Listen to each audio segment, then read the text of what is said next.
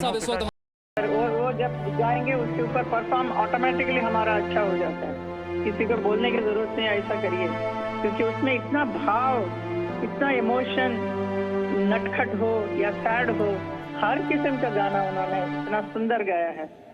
तो मैं उसके लिए बहुत बहुत भगवान को धन्यवाद करती हूँ कि ऐसे एक कलाकार के साथ हमें जुड़ाया। हेमा जी, मैं आपसे गुजारिश करूंगा आप हमारे साथ जुड़े रहिए। जावेद अख्तर साहब भी इस वक्त हमारे साथ जुड़ गए हैं। जावेद जी, आज हमारे पास शब्द वाकई कम पड़ गए, कैसे बयां किया जाए इसे? क्योंकि अब से कुछ दिन पहले हम सभी को लग रहा था, सारे फैंस जो दुआएं कर रहे थे कि उनकी तबीयत ठीक हो जाए, और 4-5 दिन पहले तक ऐसा लग भी रहा था, लेकिन आज जो खबर आई हम सबको हैरान कर दी। वो तो बहुत ही तकलीफ की बात है। और कुछ लोगों के बारे में ऐसा लगता है ये तो हमेशा रहेंगे, हालांकि जाहिर है कि जो आया है वो चला जाएगा। लेकिन वो ऐसा लता जी भी उन्हीं में से थी कि जिनके बारे में लगता था कि ये तो अलग है। हम लोग हैं आम इंसान जो मरते हैं, ये तो कोई और है। 1940s में उनका करियर शुरू हुआ था सिंगिंग का, और आप देखिए कि अब तक वैलिड की कितने स्टार्स आए गए, लेकिन लता जी की आवाज चलती रही। कितने ट्रेंड्स आए गए, म्यूजिक डायरेक्टर्स आए गए, लेकिन वो आवाज जो है वो, और वो जो उसका सुर है, वो जो गाने का अंदाज है, वो बड़ा मुश्किल है। वो बस वो वही कर सकती थी, और ना उन जैसा कोई उससे पहले था, ना उन जैसा उसके बाद कोई हुआ, ना होगा। वो होना ही मुमकिन ही नहीं है, पॉसिबल नहीं है। वो जगह ही नहीं रही जहाँ लता मंगेशकर थी, वो उनके साथ चली गई। मैंने तो ये देखा है एज अ राइटर कि जहाँ तक सुर का संबंध है उसके बारे में क्या बोले आदमी।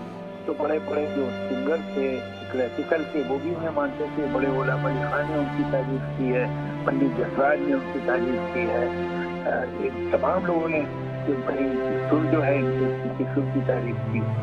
लेकिन मैं एज अ राइटर एक बात आपको बताऊं तो मैंने नोट किया है कि जितना शब्द को ओन करके, समझ के, अपना के, अपना बना के लता की गाती थी, ये सलाहियत उनकी उतनी ही ज्यादा थी जितनी के सुर के बारे में। वो लफ्ज को समझना, हर लफ्ज की पूरी जो उसका माने है और उसकी जो फीलिंग है, उसको महसूस करके अपना लिखना, ताकि अपना इमोशन उसमें डाल के गाना। अगर वो लफ्ज गाती है कि मैं थक गई हूँ, किसी लाइन में था मेरे, तो वो कहती थक गई हूँ, तो आपको एक बरसों की थकन का एहसास उस लफ्ज में हो जाता है, वो आ जाता है एहसास। जिस तरह से उस लफ्ज को वो का उच्चारण करती है। या प्यासी हूँ, तो आपको प्यास का एहसास होता है कि इंसान जो गा रही है इसे वाकई प्यास है। अगर उन्होंने कहा हुई और भी मुलायम मेरी शाम, तो मुलायम जो प्रोनाउंस करेंगी तो आपको उसकी नरमी का एहसास हो जाएगा। जिस तरह से उन्होंने अदायगी की है, तो उनको जो जबान की बहुत अंडरस्टैंडिंग, एक तो बहुत साफ जबान बोलती थी वो। मराठी तो उनकी मातृभाषा थी, वो तो जाहिर अच्छी बोलेंगी, लेकिन हिंदी उर्दू का भी उन्होंने बाकायदा सीखी थी उर्दू, और उनका परफेक्ट प्रोनाउंसिएशन था। कभी आप ये नहीं कह सकते कि इस लफ्ज को उन्होंने मिस प्रोनाउंस कर दिया। तो जबान को और पोएट्री को क्योंकि समझती थी, तो वो जिस तरह से उसकी अदायगी करती थी, और आवाज ऐसी और सुर ऐसा था, वो तो है ही है कि 100% करेक्ट। उसके साथ ये भी, तो लता मंगेशकर करने के लिए बहुत सारे फैक्टर्स चाहिए। वो इतनी सारी चीजें एक जगह शामिल हो जाएं, मिल जाएं, ये तो इत्तेफाक की बात थी कि हो, ऐसा होता नहीं है। एक संगीत के चाहने वाले के तौर पर उन्हें सुनना एक बिल्कुल अलग अनुभव है, लेकिन एक कलाकार के तौर पर उनके साथ काम करना जो आपने किया, ये कितना अलग, ये कितना खास अनुभव है? देखिए क्या होता है कि जो ये फिल्म के या म्यूजिक वर्ल्ड के कहीं के भी जो सेलिब्रिटी होते हैं, जाहिर वो आम आदमी के लिए बहुत बड़े लोग होते हैं। आम आदमी देखता है तो मुंह खोल के देखता है, हैरत से देखता है। लेकिन हम लोग जब साथ में काम करते होते हैं तो रोज मिलना जुलना, रोज की उठना बैठना साथ में, तो फिर वो और नहीं रहता है। लेकिन लता मंगेशकर एक ऐसी इंसान थी कि हम जिन्होंने बरसों उनके साथ काम किया हम लोगों ने, और ये मैं सबके बारे में कहूंगा जिन्होंने उनके साथ काम किया है, जो उनके जूनियर थे, जो उनके छोटे थे उम्र में, उनका और कभी गया ही नहीं। मैं तो 50 बार या 100 बार मिला।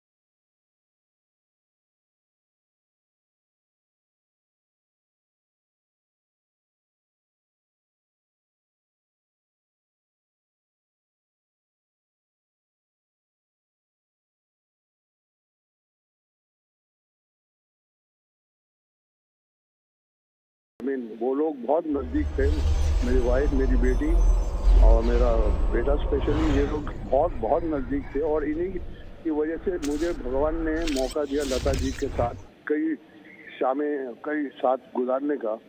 तो I am very lucky man कि मैं उनसे मिला और उनको जानता था। और गॉड ब्लेस हर, ऐसी एंजल दोबारा कभी मिल नहीं सकती, धरती पे आ नहीं सकती हैं, ऐसी आवाज़ें काम होती है। मैं 4 आदमियों का बहुत फैन था, लता जी, किशोर जी, मुकेश जी, रफ़ी साहब, आज चारों हमारे बीच में नहीं है। It's a very sad thing. ये भगवान बहुत कम ऐसे लोगों को धरती पे भेजते हैं। ये बहुत बड़ा लॉस है हमारी फिल्म इंडस्ट्री को, एक्चुअली बहुत बड़ा लॉस है पूरे वर्ल्ड को, बहुत बड़ा लॉस, बिकॉज उनके फैंस तो चारों तरफ मतलब बॉलीवुड से लेके हॉलीवुड तक। तो आई एम वेरी लकी कि मैं उनसे मिला। मैं अपनी वाइफ को हमेशा बोलता था कि वो सेंचुरी मार के जाएंगी, लेकिन 8 साल पहले चली गई। 92 में का 100 तो क्रॉस करेंगे। यही बात है शक्ति जी, हम में से कोई भी यकीन नहीं कर पा रहा। हम सब लोग ये सोच रहे थे 4-5 दिन पहले तक कि उनकी तबीयत में सुधार हो रहा है। मैसेज भी यही था, सोशल मीडिया पर परिवार की तरफ से भी यही कहा गया। आखिरी बार आपकी परिवार से कब बातचीत हुई? मेरी वाइफ तो मेरी बेटी और मैं तो बॉम्बे में नहीं हूँ, लेकिन मेरा तो दिल वहीं है और बहुत अफसोस हुआ है कि मैं अपने परिवार के साथ नहीं हूँ, क्योंकि मेरे परिवार का बहुत बुरा हाल है। तो आई एम वेरी सैड कि we lost such a golden voice which will never come back again. पर एक बात है कि उनका गानों की वजह से वो हमेशा हमारे बीच में जिंदा रहेंगी। हम भी चले जाएंगे, लेकिन लता जी सालों साल जीवित रहेंगे धरती पे अपनी आवाज के जरिए। शक्ति जी, बहुत कम ऐसे कलाकार होते हैं जो अपने जीवित रहते दूसरों के लिए आदर्श बन जाते हैं, रोल मॉडल बन जाते हैं। बॉलीवुड में आने वाला हर सिंगर बस उन्हीं की तरह बनना चाहता है, उन्हीं की तरह परफॉर्म करना चाहता है। हाँ जी, वो एक बहुत बड़ी वो थी, इंस्पिरेशन टू द वर्ल्ड। पूरी दुनिया बोलती थी कि ऐसी आवाज, बड़े बड़े वर्ल्ड के सिंगर्स बोलते थे कि ऐसी आवाज बहुत मुश्किल से मिलती है। और we've lost a very, very big diamond upon this country of ours, जो दोबारा कभी कब आएंगे कब नहीं आएंगे ऐसी आवाजें बहुत मुश्किल है सर। संगीत जगत में तो पिछले कई सालों से वो सक्रिय नहीं थी शक्ति जी, लेकिन जब उनसे मुलाकात होती थी किस तरह की बातचीत रहती थी पिछले कुछ सालों के दौरान? शांत रहती थी, वो शांत वातावरण, वो बहुत शांत और खुश मिजाज की औरत थी और हमेशा ब्लेस करती थी। मेरी बेटी को बहुत प्यार करती थी और मेरी धर्म पत्नी और मेरा जो ससुर मेरा बहुत नजदीक था उनके, बद्रीनाथ जी, वो भी बहुत बड़े म्यूजिशियन थे, वो भी नहीं है हमारे बीच में। तो ये एक खुशकिस्मती है कि मैंने जिस लड़की से शादी की वो लता मंगेशकर की फैमिली की थी और उन्हीं की वजह से मुझे मौका मिला बहुत बारी उनसे मिलने का। उनके चरण को हाथ लगा के मैं हमेशा हंसता रहता था। मेरी बीवी बोलती, आप हमेशा लता जी को देखते रहते हो, बात नहीं करते। मैं मैं भगवान को देख रहा हूँ, देवी को देख रहा हूँ, मुझे देखना देना। तो very God give strength to the entire family. शुक्रिया शक्ति कपूर साहब हमारे साथ जुड़ने के लिए, इस बातचीत के लिए। आपसे कुछ देर पहले हमने सोनू निगम साहब से बात की, उन्होंने क्या कहा आपको सुनवाते हैं। हम सब ये दुआ कर रहे थे कि जल्दी से स्वस्थ होकर लता मंगेशकर जो हैं वो वापस लौटे अस्पताल से, लेकिन आज जो खबर आई हम सबको हैरान कर गई है, तोड़ गई है एक तरह से। बहुत ही बड़े दुख की बात है। मुझे अभी मालूम पड़ा, अभी तक तो मैं अपने आप को संभाल भी नहीं पा रहा हूँ और आपसे पहले आप लोगों से मैं बात कर रहा हूँ क्योंकि मेरा फर्ज बनता है कि मैं उन्हें ट्रिब्यूट दूं। बहुत बड़ा भारत के इतिहास, म्यूजिक के इतिहास या भारत ऐसे एक देश के हिसाब से भी बहुत बड़ा लॉस है। इससे बड़ी हस्ती, इतनी बड़ी शख्सियत हमारे बीच में कभी आई नहीं। और आज मैं ये कहूँगा कि वसंत पंचमी में सरस्वती माँ को लेकर चली गई। हमने तो एक फैन के तौर पर उनके संगीत को सुना है, लेकिन आपके बहुत सारे अनुभव रहे होंगे उनके साथ। 6 दशकों तक उन्होंने भारतीय सिनेमा को अपनी आवाज दी। बहुत दुख की बात है कि उनके साथ में मेरे आखिरी अभी मुलाकातें नहीं हो पाई क्योंकि पिछले 2 साल से वो घर से बाहर निकली नहीं क्योंकि कोविड चल रहा था। तो हम लोग निरंतर फोन पर टच में थे, हम लोग व्हाट्सएप पे टच में रहते थे और उनके साथ मुझे बहुत सानिध्य मिला। बहुत भाग्य हमारे अच्छे कर्म किए होंगे कि इतनी बड़ी हस्ती, हम तो कुछ भी नहीं है उनके आगे। उन्होंने हमें आशीर्वाद दिया, प्यार दिया, हमें निरंतर अपना स्नेह दिया। बहुत बड़ा लॉस है हम सबके लिए। प्रेम चोपड़ा साहब भी इस वक्त हमारे साथ फोन लाइन पर जुड़ गए हैं। प्रेम चोपड़ा साहब, संगीत जगत का सबसे अनमोल रत्न आज भारत ने खो दिया है। प्रेम चोपड़ा साहब से एक बार फिर से हम संपर्क करने की कोशिश करेंगे। आपसे कुछ देर पहले आपने सोनू निगम को सुना। आज तमाम कलाकार दुखी हैं, शोक में हैं, यकीन नहीं कर पा रहे हैं कि लता मंगेशकर हमारे बीच नहीं रही हैं। थोड़ी देर पहले अभिनेता धर्मेंद्र से हमने बात की, उन्होंने क्या कहा आपको सुनाते हैं। धर्मेंद्र जी, हम सभी इस वक्त बेहद दुखी हैं, स्तब्ध हैं। आपके कई अनुभव रहे हैं लता जी के साथ। जी आज मैं बहुत ही दुखी हूँ, बहुत ही उदास हूँ। मैं कुछ दिन पहले ही बात हुई थी मेरी फोन पर भी, तो मुझे तसल्ली देती थी कि ख्याल रखो अपनी सेहत का, धर्मेंद्र तुम अच्छा करते हो, ठीक रहना सेहत के लिए। तो ऐसे लग ही नहीं रहा था कि वो इतनी जल्दी हॉस्पिटल चली जाएंगी या बीमार हो जाएंगी। मगर कहते हैं ना, उसके ऊपर वाले के सामने नहीं चलती किसी। और वो एक सदमा दे गई मुझे ही, दुनिया भर को एक सदमा देगी और हमेशा याद आएंगी। बहुत प्यारी बहन है हमारी और मैं और ज्यादा तो कुछ कह नहीं पाऊंगा आज कि वही वक्त कुछ समझ नहीं आ रहा कि मैं सिर्फ उनको याद कर रहा हूँ, उनकी बातों को याद कर रहा हूँ, उन लोग गुजरे लम्हों को याद कर रहा हूँ। क्या क्या हुआ था, कैसे हम लोग रहते थे, कितना प्यार था, कितने एक दूसरे के लिए चाहत थी। और इससे ज्यादा मैं अभी कुछ कह नहीं पाऊंगा। धर्मेंद्र जी, आप उन चुनिंदा कलाकारों में से हैं जिन्होंने लता जी को उनके करियर के शुरुआत से लेकर अभी तक का ये पूरा सफर देखा है। बहुत कम ऐसे लोग हैं जो इस पूरे सफर को बयां कर सकते हैं। कैसे आप बयां करेंगे? ऐसा लगता है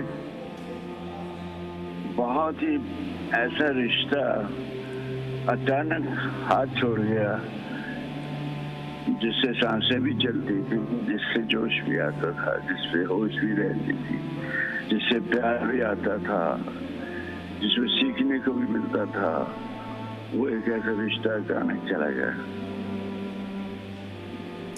आपने कई सारी यादों का जिक्र किया, कुछ यादें ऐसी हैं जो आज आप हमारे साथ शेयर करना चाहेंगे? जहाँ बहुत सी यादें हैं, आप क्या यादों को कैसे याद करूं। इतने कह सकता हूँ, काश यादों में जान होती तो आवाज देकर बुला लेता, लता जी वापस आ जाइए। पिछले काफी वक्त से वो सक्रिय तो नहीं थी, लेकिन हम कुछ तस्वीरें देखते हैं जब आप एक साथ मंच शेयर करते हुए नजर आते हैं कई कार्यक्रमों में। किस तरह की बातचीत होती थी उस वक्त? वो हमेशा बहुत ही प्यारी बातें होती थी। एक इज्जत के साथ साथ भाई बहन की मोहब्बत कह लो, एक घरेलू पन था अपना, एक फैमिली की तरह ही मिलते थे हम सभी। लता जी इतनी महान, मैं तो उनके सामने अपने आप को बहुत ही तुच्छ समझता हूँ, तो भी उन्होंने मुझे हमेशा इतना प्यार दिया, हमेशा एक हौसला दिया। अच्छे रिलेशन होते, अच्छी बातें करते थे, अपनी बातें भी करते थे, प्यारी बातें करते थे। और ज्यादा क्या कहूँ मैं इस वक्त। धर्मेंद्र जी, जितने भी कलाकारों से हमने बात की वो यही। शोभा मुद्गल जी इस वक्त हमारे साथ फोन लाइन पर हैं। शोभा जी, संगीत जगत को, सिनेमा जगत को जो आज क्षति हुई है, वाकई एक अपूरणीय क्षति। जी हाँ, आज का दिन तो मतलब ऐसा लग रहा है कि हालांकि सबका आना जाना निश्चित है, लेकिन ऐसे कुछ लोग होते हैं जो एक तरह से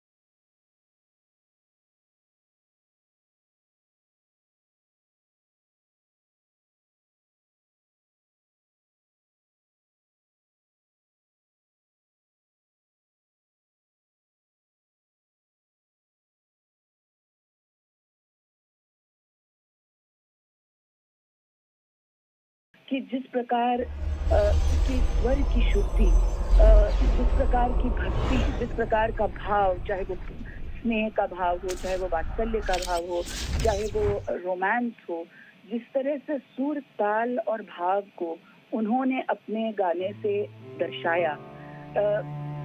पिक्चर ना भी चलती तो भी गीत बहुत पॉपुलर हो जाते थे उनके गाए हुए।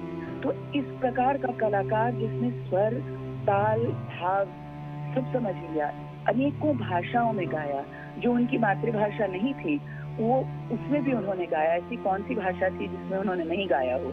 तो इस प्रकार का कलाकार जिसमें एक कुछ दैविक शक्ति थी, वो उसका जाना तो हमारे सबके लिए एक बिल्कुल मतलब रुंधा देता है गला।